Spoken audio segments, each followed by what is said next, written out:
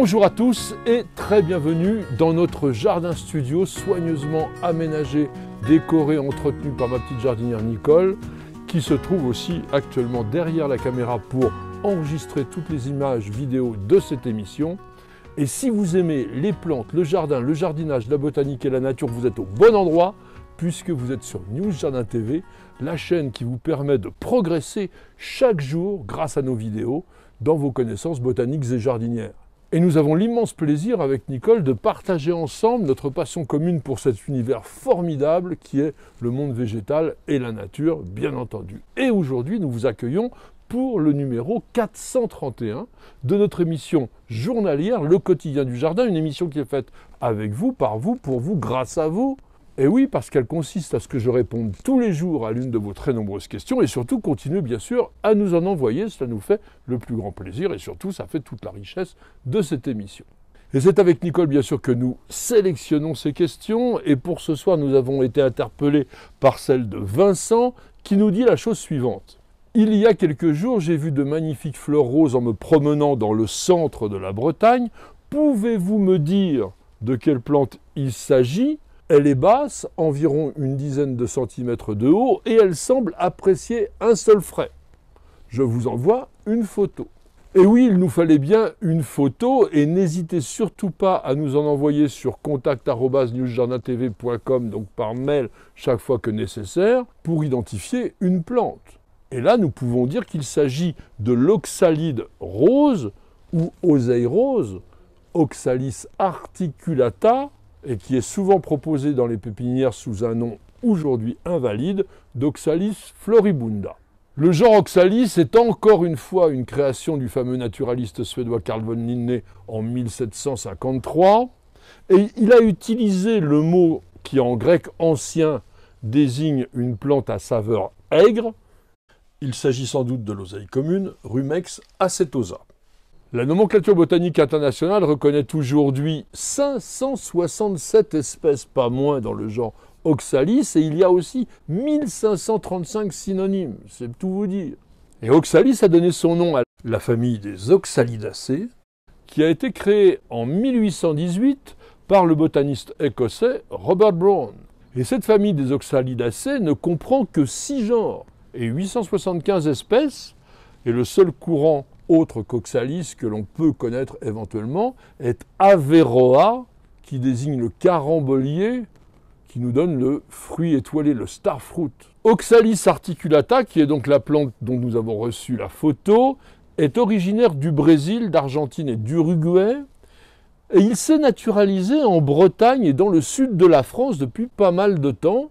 C'est une espèce qui a été décrite et nommée en 1798 par un naturaliste français, Marie-Jules César Leborgne de Savigny.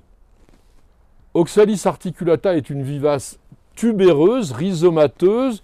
Il forme une sorte de bulbe épais et puis une touffe en rosette de feuilles caduques à 3 folioles, on dit donc trifoliolées. Ces feuilles sont cordiformes en forme de cœur et elles sont portées perpendiculairement à leur pétiole qui est assez grêle et qui peut mesurer jusqu'à 30 cm de haut. D'avril à juin, on va voir se succéder des inflorescences qui sont des cymes ombelliformes de 30 à 45 cm de haut qui sont formées de fleurs à 5 pétales rose vif ou rose violacé qui mesurent entre 1 et 1,5 cm de long. Quant aux graines, elles sont produites dans des capsules cylindriques de petite taille et la plante se propage très facilement de manière naturelle. Oxalis articulata apprécie les sols acides, c'est pour ça qu'on le voit en Bretagne, légers et une certaine humidité. Il aime les expositions plutôt ombragées. C'est un excellent couvre-sol qui va former des tapis très homogènes qui sont denses au point d'inhiber la pousse des herbes sauvages. Et ceci grâce à des sécrétions allélopathiques par les feuilles et les racines, c'est-à-dire des substances qui ont un effet herbicide. La rusticité d'Oxalis articulata est de moins 10 degrés. Il y a bien évidemment d'autres Oxalis décoratifs et je vous propose de découvrir Oxalis adenophylla qui a été décrit et nommé en 1833 par le médecin et botaniste écossais John Gillis. C'est une vivace originaire des Andes chiliennes et argentines que l'on nomme couramment le trèfle tubéreux du Chili.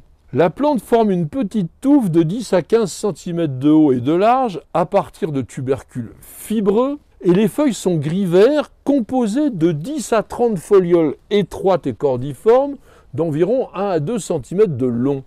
Et puis en juin et juillet, vous allez avoir une abondance de fleurs solitaires en forme d'entonnoir qui mesurent entre 1 et 3 cm de diamètre. Elles sont roses pourprées avec des veines sombres et la gorge pourpre.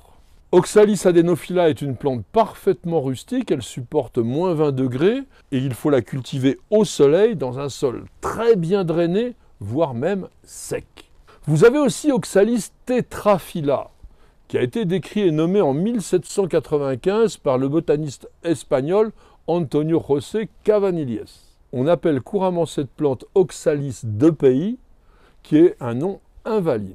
Originaire du Mexique, c'est une vivace bulbeuse qui forme une touffe de 15 à 20 cm de haut et de large. Une plante qui n'est pas très rustique, pas moins de -8 degrés. Et donc on va plutôt la cultiver comme une plante d'intérieur, dans une pièce de préférence pas trop chauffée ou dans une véranda. Les feuilles vert moyen sont composées de 4 folioles triangulaires de 2 à 7 cm de long, dont le bord échancré les fait ressembler à un trèfle à 4 feuilles. Et c'est normal qu'on lui donne divers noms populaires comme faux trèfle à 4 feuilles ou tout simplement trèfle porte-bonheur. De juillet à septembre, on va avoir des ombelles de fleurs de 2 à 3 cm de diamètre, pourpre rougeâtre, avec la gorge jaune verdâtre. Et puis je voudrais porter votre attention sur un cultivar qui s'appelle Iron Cross, qui est l'oxalide croix de fer, parce que ses folioles sont marquées d'une bande pourpre foncé, en forme de V à la base, ce qui dessine un motif en croix très décoratif. Oxalis triangularis, l'oxalide triangulaire, a lui été décrit et nommé en 1825 par le botaniste et explorateur français Augustin François César Provençal de Saint-Hilaire, qui s'appelait plus facilement Auguste de Saint-Hilaire. La plante est originaire d'Amérique du Sud, c'est une petite vivace qui forme une touffe d'environ 20 cm de haut et de large, et dont les feuilles émergent directement d'un rhizome écailleux. Les feuilles portées perpendiculairement le long de leur pétiole sont composées de 3 folioles de forme triangulaire, elles sont sessiles, donc il n'y a pas de pétiole, et elles se replient la nuit, ce qui est le cas de pas mal d'oxalis, et c'est très original. Chez Oxalis triangularis, on va cultiver essentiellement la forme Atropurpurea, qui a des feuilles pourpres qui créent vraiment un très joli contraste avec les fleurs qui, elles, sont rose pâle et qui se succèdent du printemps à l'automne.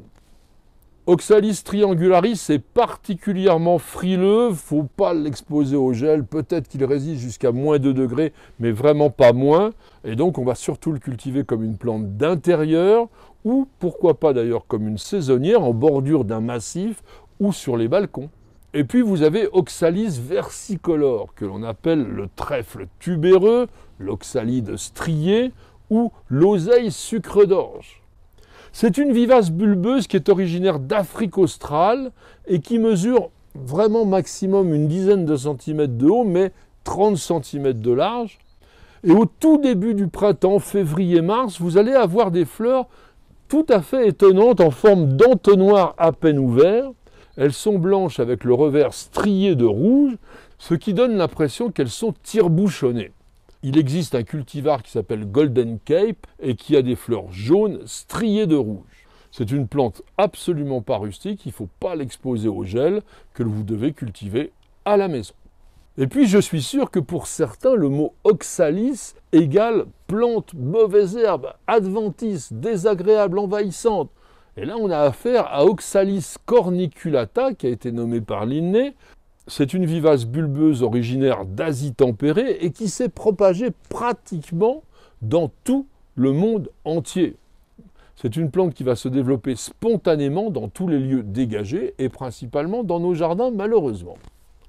Oxalis corniculata porte de très nombreux noms communs. On l'appelle Alléluia, herbe au coucou, oreille de lièvre, oseille des bois, oxalide petite oseille, pain de coucou, pain de pigeon, surelle, trèfle aigre, trèfle jaune ou vinaigrette.